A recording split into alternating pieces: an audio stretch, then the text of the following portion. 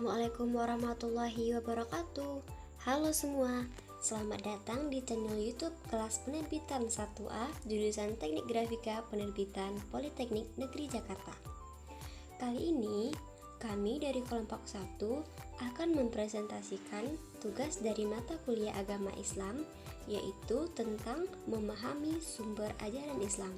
Jangan lupa dicatat ya teman-teman poin-poin pentingnya. Yuk langsung aja. Sebelumnya, tugas ini disusun oleh kelompok 1 atas nama Dita Mawanda dan Mita Haryanti, kelas penerbitan 1A. Sumber ajaran Islam itu ada 3. Yang pertama Al-Quran, kedua Sunnah, dan yang ketiga Ijtihad. Pertama-tama kita akan mengupas Al-Quran sebagai sumber ajaran Islam. Beberapa pengertian Al-Quran yaitu: yang pertama, membaca kitab ini merupakan ibadah. Yang kedua, keterangan yang diriwayatkan dari Nabi Shallallahu Alaihi Wasallam secara mutawatir. Ketiga, kitab yang berisi tulisan Arab dengan mengandung mukjizat. Keempat, kalamullah yang diturunkan kepada Nabi Muhammad Shallallahu Alaihi Wasallam. Dan yang kelima, Al-Quran adalah firman Allah Subhanahu wa Ta'ala. Selanjutnya kita bahas arti kata Al-Quran. Secara lugawi, Al-Quran berarti bentuk kata yang muradif dengan kata al-qiraah, yaitu bentuk masdar dari fi'il madhi qara'ah yang berarti bacaan. Arti kata qara'ah sendiri yaitu mengumpulkan atau menghimpun huruf dan kata-kata dalam suatu ucapan yang tersusun rapi. Sedangkan arti kata qiraah dalam arti masdar disebut dalam firman Allah Subhanahu wa Ta'ala surat Al-Qiyamah ayat 17-18 yang artinya, sesungguhnya atas tanggungan kamilah mengumpulkannya dalam dadamu dan membuatmu pandai membacanya. Apabila kami telah selesai membacanya, maka ikutilah bacaannya.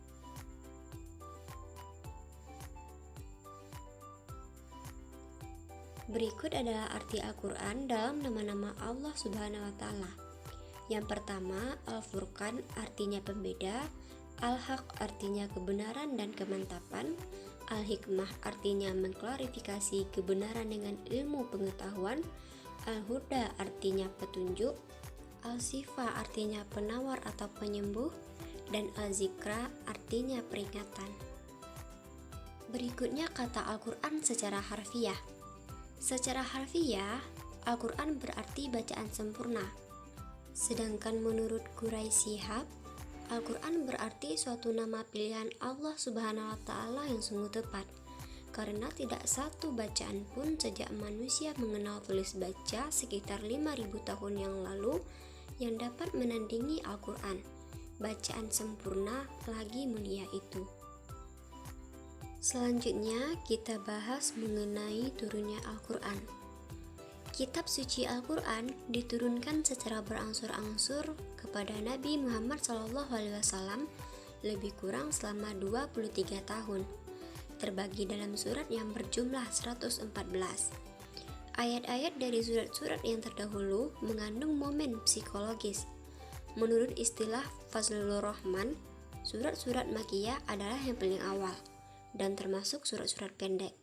Baru surat-surat Madaniyah, makin lama surat-surat tersebut makin panjang. Selanjutnya kita ulas mengenai sejarah penulisan dan pengumpulan Al-Quran. Pada zaman Nabi Muhammad SAW, pada masa ini penyandaran kepada hafalan lebih banyak daripada penyandaran tulisan, karena hafalan sahabat sangat kuat di samping sedikitnya orang yang bisa baca tulis dan carananya. Oleh karena itu, siapa saja yang mendengar ayat-ayat Al-Quran turun, mereka langsung menghafalnya dan menulisnya di pelepah kurma, potongan kulit, permukaan batu cadas, atau tulang belikat unta. Sejarah kedua yaitu pada masa Abu Bakar As-Siddiq tahun 12 Hijriah. Penyebabnya ialah pada perang Yamamah banyak penghafal Al-Quran yang terbunuh. Di antaranya ialah Salim, bekas budak Abu Zulaifah, yaitu salah seorang yang diperintahkan Rasulullah SAW kaum muslim untuk mengambil pelajaran darinya. Maka ketika itu Abu Bakar memerintahkan Zaid bin Sabit untuk mengumpulkan Al-Quran agar tidak hilang. Kaum muslimin ketika zaman itu sepakat dengan apa yang dilakukan Abu Bakar, dan mereka menganggap perbuatan itu bernilai positif.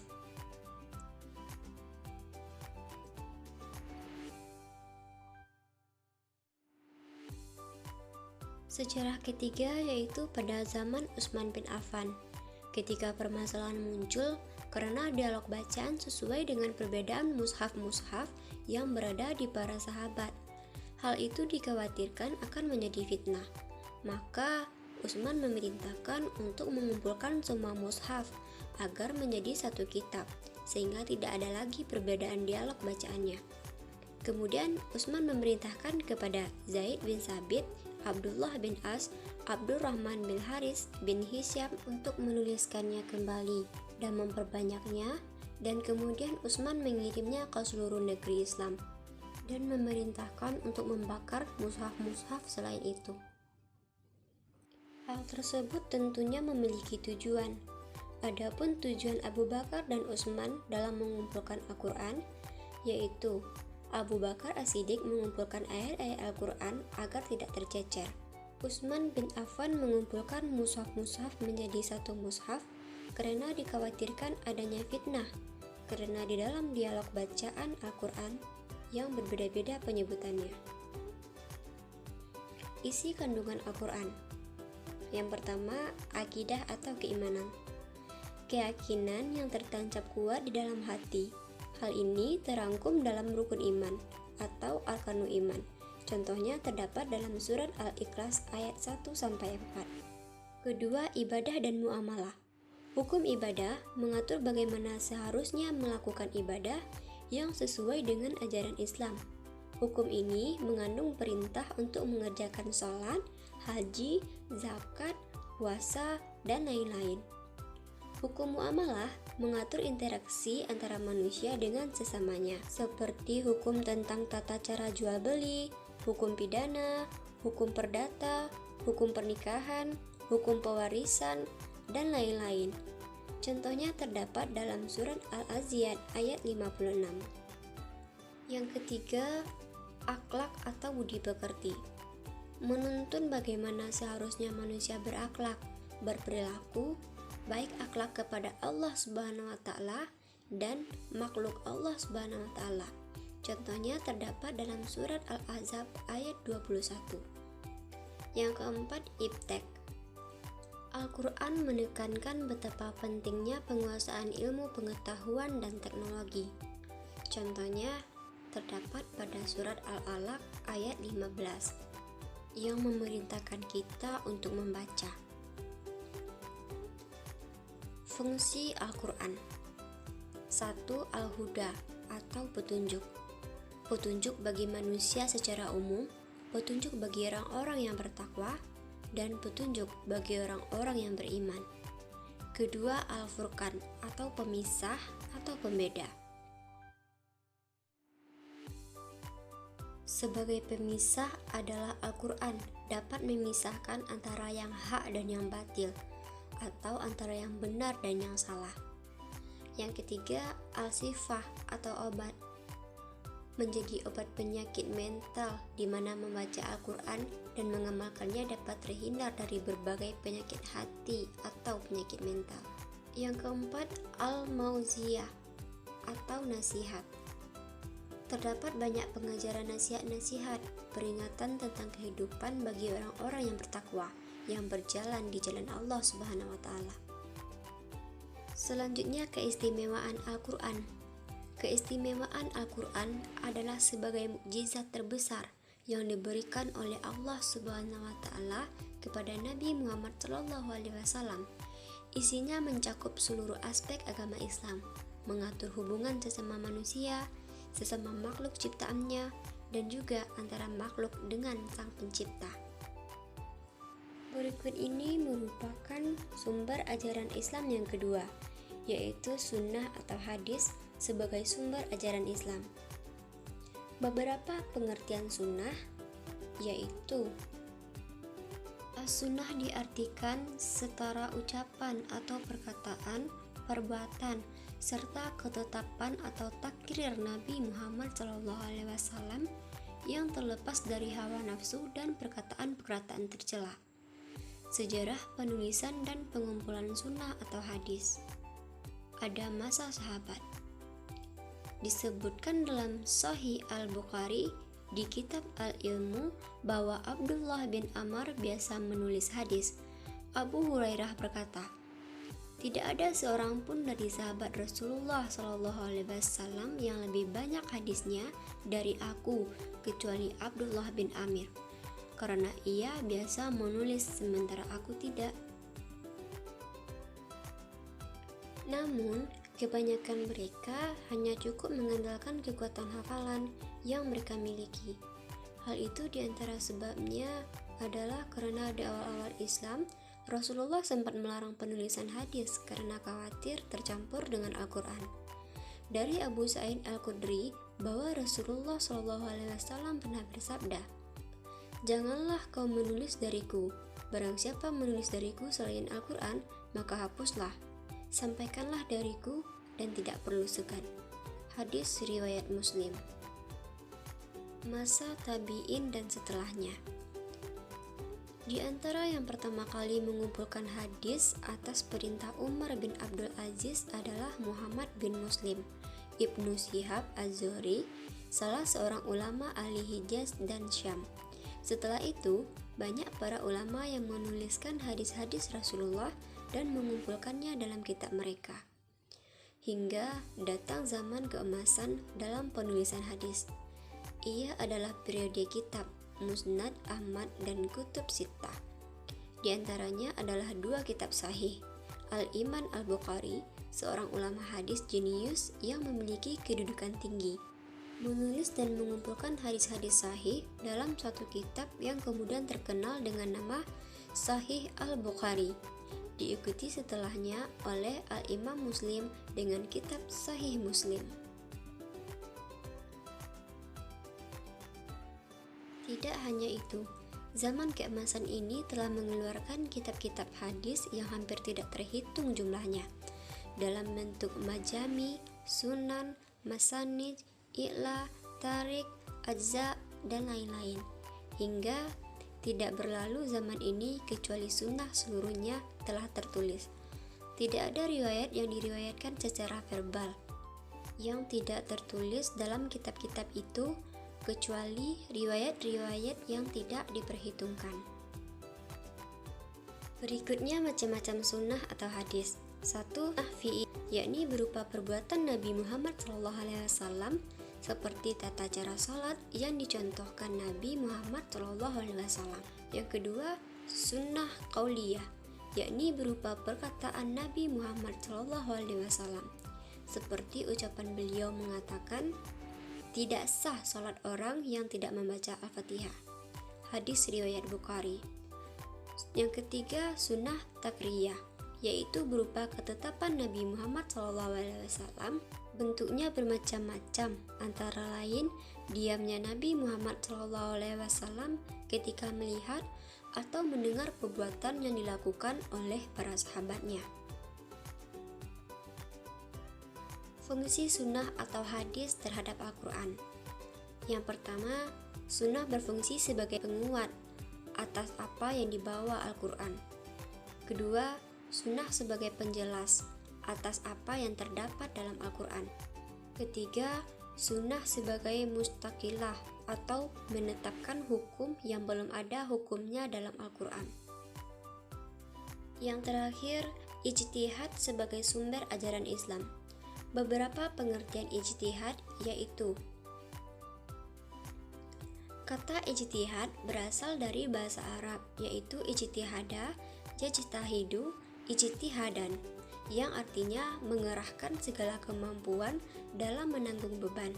Dengan kata lain, ijtihad dilakukan ketika ada pekerjaan yang sulit untuk dilakukan. Di dalam agama Islam, ijtihad adalah sumber hukum ketiga setelah Al-Quran dan hadis.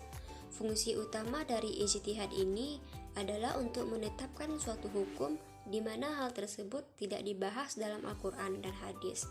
Orang yang melaksanakan ijtihad disebut dengan mujtahid, di mana orang tersebut adalah orang yang ahli tentang Al-Quran dan hadis. Selanjutnya, dasar-dasar penggunaan ijtihad. Dasar hukum dibolehkan ijtihad adalah Al-Quran, sunnah, dan logika. Ayat Al-Quran yang dijadikan dasar bolehnya ijtihad adalah surat An-Nisa ayat 59.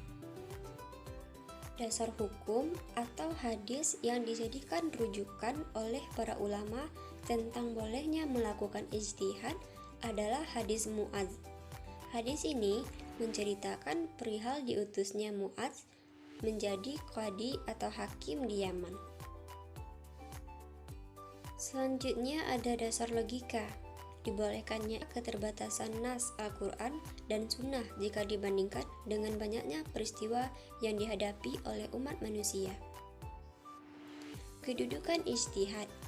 Kedudukan ijtihad dalam sumber hukum Islam adalah sebagai penentu hukum setelah Al-Quran dan hadis.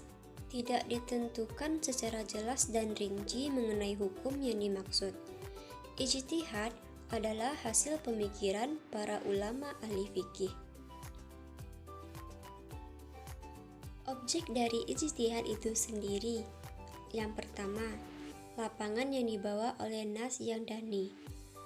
Ijtihad dalam hal ini ditunjukkan kepada segi sanad dan pensahinannya, juga dari pertalian pengertian dengan hukum yang sedang dicari. Kedua, lapangan yang dibawa oleh nas yang qatil kedudukannya, tetapi dani pengertiannya, dan Quran dan hadis juga. Objek ijtihadnya saja. Yang ketiga, lapangan yang dibawa oleh nas yang danu kedudukannya, tetapi qatil pengertiannya. Dan hal ini hanya terdapat dalam hadis. Objek ijtihad dalam hal ini ialah segi sanad, sahihnya hadis, dan pertaliannya dengan Rasul.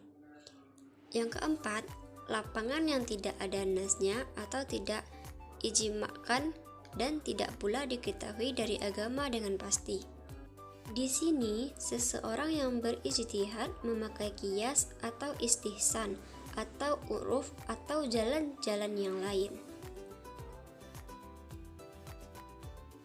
Berikutnya persyaratan melakukan ijtihad. Yang pertama, mengetahui isi Al-Quran dan hadis yang bersangkutan dengan hukum itu, meskipun tidak hafal di luar kepala. Kedua, meski mengetahui bahasa Arab dengan alat-alat yang berhubungan dengan itu seperti nahwu, shorof, ma'ni, bayan, badi'i, agar dengan atau as-sunnah dengan cara berpikir dengan benar. Ketiga, meski mengetahui ilmu usul fikih dan kaidah-kaidah fikih yang seluas-luasnya, karena ilmu sebagai dasar berijtihad.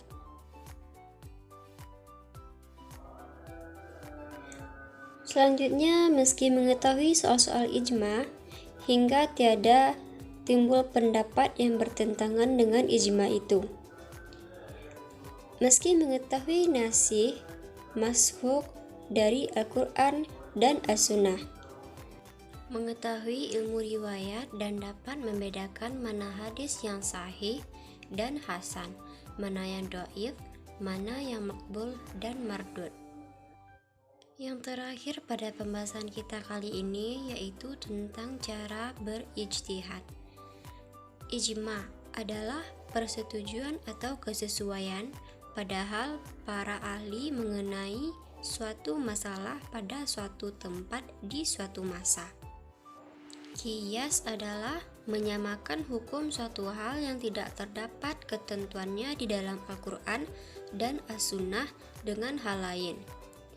Istidlal adalah menarik kesimpulan dari dua hal yang berlainan. Masakin al-mursalah adalah berdasarkan pertimbangan-pertimbangan kemaslahatan masyarakat atau kepentingan umum.